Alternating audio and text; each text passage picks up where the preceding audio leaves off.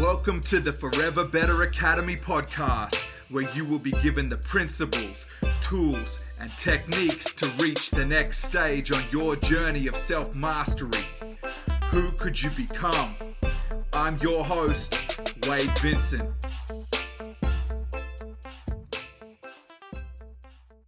Not all shoes fit, and the discomfort experience from wearing other people's shoes can teach us a lot about ourselves.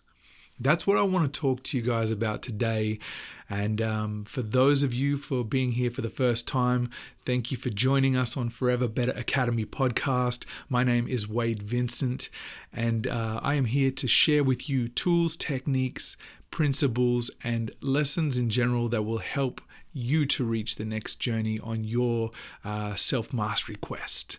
So the importance of today's episode really has come about from me considering how I used to approach people and how I try now to approach people, and actually transitioning from different careers and roles and opportunities in my own life that have led me from steel cap boots to leather shoes, if you will. So I'm going to jump into this one with you guys today. Now, the importance of considering others is something that is always, taught to us at a young age, and generally either from our own parents or family or loved ones, or at school. Especially growing up in Australia, it was very much a part of my upbringing and the kids that I went to school with. Now, to truly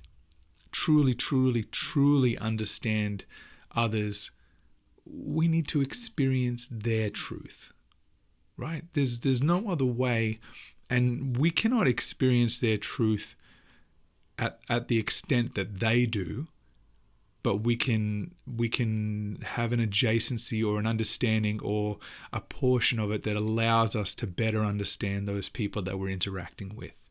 Right now, years ago, it sort of struck me, growing up in Brisbane and being part of the music scene and just that sort of live events and sort of underground culture and hip hop and graffiti and artwork. The Brisbane that I grew up in is very different to the Brisbane that someone else grew up in, maybe a few suburbs away, not far away, right? And it's an interesting concept to consider. Even others that are in close proximity to you may have a completely different reality and experience than you will. And well, most certainly, we all have our own unique experience. But in the sense, what I'm getting at is really that you can have two people that live next door to each other and in the exact same area, live on the same street, and live two very different lives, right? Now, the ultimate goal here in considering others and as I say, wearing their shoes is learning to become more empathetic and more of a compassionate and understanding person. Now, and most certainly to help spread that mantra. Right now, it's really the difference. If you've ever read The 7 Habits of Highly Effective People by Dr. Stephen Covey, it gives a really great understanding of this, right? I think we have it here. Yeah, this was one of the first books that I bought on my quest to understand and improve myself. I bought it secondhand for $10. Probably some of the best $10 I ever spent. And one of the elements in the book that is probably was a massive epiphany game changer for me. I'll see if I can quickly find it. It might not be as easy to find on the fly, guys. Anyway, it's a diagram, right? And I think it illustrates it very well. And it has a picture of two people sort of standing, looking at the ground. And on the ground for the person on this side, they see the number 6. And on the ground for this side, the person sees the number 9. And the beauty of what it's illustrating is that neither of them is wrong. They just have a different perspective based on where they are, right? And that was very powerful, and it really impacted me and helped me to start to. And by no means am I perfect at this. It's one of the hardest things to do, I believe, but it really helped me to try and appreciate the journey and the life and experiences of those around me, and ultimately how that leads them to be the person they are and be understanding of that. Now, it's very easy, and as I say, the book, The 7 Habits of Highly Effective People, talks about being proactive versus reactive. And it's easy to be drawn by our emotions and react to how something makes us feel. But if we can learn to sort of control that a touch and hesitate and absorb what's occurring and consider our approach based on absorbing the information and thinking it through rather than just jumping and reacting at what we're seeing and experiencing, it gives us a far better interaction, if you will, a way to approach others and just navigating situations more effectively, if that makes sense. Now, it's very easy, right, to react when someone is hurtful or you experience something that makes you uncomfortable or rubs you the wrong way, if you will. And most of the time, I've learnt in my life, it's really important to try and separate ourselves out of the moment and consider, what is it that is making this person react that way? Why are they doing this? Right now, and one of the biggest realizations that I went through in the last 7 years and understanding it's people projecting, right? If someone makes you feel like you're not worthy or you're not good enough, it's because they feel that way about themselves. And when you see that person in that light and you understand and consider why they are taking the actions they are, you can distance yourself from being reactive and hurt by it, because you become empathetic and a little more understanding of why that person may be acting in that way. And it changes the dynamic, right? Because you're no longer making it about yourself and how it makes you feel and perpetuating a potentially negative or frustrating situation, to putting yourself in their shoes and considering the reason why they're doing that, and it changes the way you respond to those situations. And it's something that I proactively try to do, and it's challenging, most certainly. I'm human and I have emotions, and I'm driven by the experiences that I sense and feel around me, and it's not always easy to stop and think before you react, right? But it's most certainly that's a big part of it. If you can put yourself in them in their shoes and consider what's driving that behavior, right? Now, one of the hard parts in how we respond is really, we are wired to care for ourselves first, right? It's nature. It's our instinct, right? We're not going to necessarily put the health and safety of others above ourselves and our own families, right? It's important to protect ourselves, and it takes immense courage to give first. And that's really what this is all about, is that you're giving of yourself and giving your understanding to this person and how they're reacting, and it allows you often diffuse situations that aren't conducive to a nice experience, right? Now, I think back to, and especially I apply this, it's a good exercise if you like to try this, is applying this to the way I used to behave and react and how I was to people. And most certainly, 10 years ago, I was a very different man, and the way that I would approach things is very different to how I do it now. And it really was because of there was, issues and unsolved things that I needed to work through, and anger and frustration and just an immense pressure that I would put on myself because of whatever reason, thinking that I should know things or be better than I am. And when I would lash out at somebody and be frustrated, it wasn't that I was frustrated at them, it was the frustration I had with myself, which is what I'm talking to about the projecting on others, right? We can only experience and view life through the lens with which we have experienced and viewed life thus far. And we take in what we've seen and experienced, we make that our truth, and then we push that truth out to others because it's what we know. And this is challenging to change that truth, but I think it most certainly starts with consideration of others.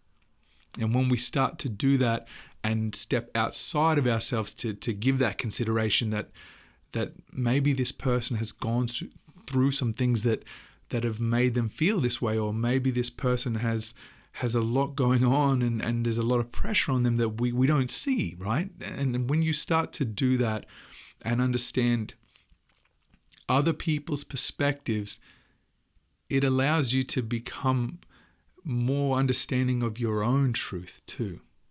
Now, when as I say, we're wired to care about ourselves first, right? Now,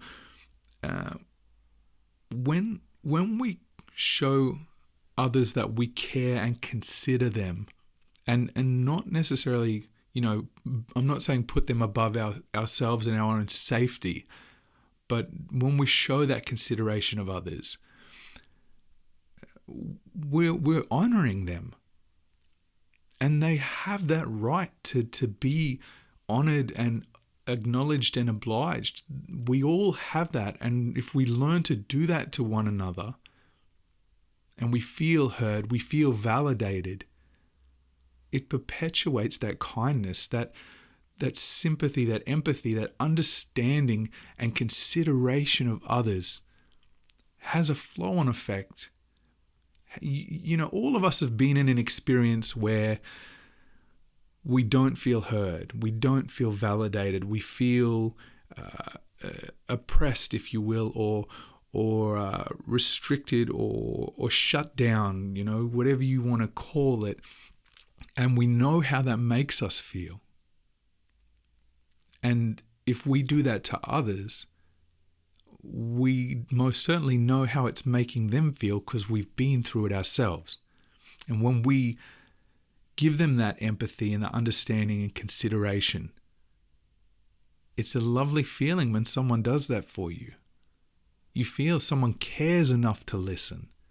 Someone appreciates you enough to be thoughtful in their approach and interaction with you because they're more well-rounded themselves because perhaps someone did it for them, right? So it has a massive flow-on effect when we are considerate of others and honor them. Now, I think something that really hit me when I like to sort of sit and think through and analyze, what my experiences are. Can I or could I have done this better or approached this differently? What was the outcome with my actions, and was it a desirable outcome or was it not? And how do I adjust from there, right? Now, one of the understandings that I came to from thinking through these approaches that I've had and interactions is others don't know how to treat us until we show them how we are going to treat them. Right? Now you think about, how do you naturally respond typically, right? This is not everyone, but I'm just generalizing. But if someone comes up and is intense and in your face and aggressive, you either have fight or flight response, right? You're either aggressive back or you want to retreat. Now, instantly that person in acting that way has shown you a very small window of opportunity in how to respond to them. And that if that's your first interaction with that person, you know that's how you respond with that person. They've taught you how to react to them. Now, if someone comes to you with kindness, consideration, they honor you, they're thoughtful, they appreciate you, we reciprocate. It's natural for us when someone gives, our instinct is to reciprocate and return that generosity, that kindness. So when someone shows you how they treat you, then you know how to treat that person back. So giving first is of the utmost importance in this situation, because when you do that, you're determining, you're showing that person how to respond to you. And when they're given that, they understand, and then they naturally want to do it to others. It's really interesting dynamic where if you lead with that kindness, it's very rare that it doesn't come back, right? Now, the plan and the way that I try to approach this when I deal with people is twofold. It's really, one is trying to be to judge less. I don't know what that person has gone through, right? I try to not make judgments on their life because it's really not my place to do so. Like, to be honest, I don't have that right to judge that person. And twofold being, I like to leave every person that interacts with me feeling better for interacting with me. Right? It's a simple thing, right? To make someone feel good, to be kind, show them some love and compassion, and they feel the better for it.